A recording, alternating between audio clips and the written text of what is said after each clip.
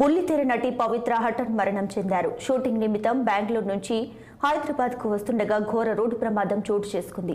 ఎదురుగా వస్తున్న ఆర్టీసీ బస్సును తప్పించబోయి కారు ప్రమాదానికి గురైంది. ఘటనలో పవిత్ర అక్కడికక్కడ మృతి చెందారు. ఇక సహచర నటుడు చంద్రకాంత్ మరో ఇద్దరికి తీవ్ర గాయాలయ్యాయి. మృతదేహాన్ని పోస్టుమార్టం నిమిత్తం మహబూబ్ నగర్ జిల్లా ఆసుపత్రికి తరలించారు.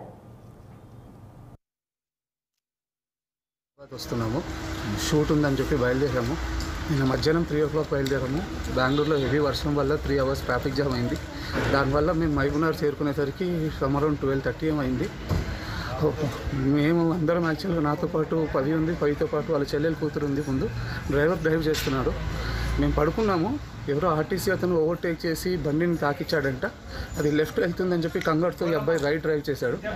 రైట్ వెళ్ళినప్పుడు డివైడర్ ఎక్కేసింది, గ్లాస్ పగిలింది. ఇక్కడ ఎవరికి ఏం దెబ్బలు తగలలేదు, నా ఒక్కడికే తగిలింది. నన్ను తను చూసి షాక్ వచ్చి ఇమీడియట్ స్ట్రోక్ వచ్చింది. అండ్ ఇదే అక్కడ నేను అన్కాన్షియస్ అయిపోయాను. హాస్పిటల్కి వచ్చేసరికి 1 అయింది. నా కాన్షియస్ వచ్చేసరికి 4 అయింది. 4 o'clock నాకు ఈ విషయం తెలిసింది. సో ఇప్పుడు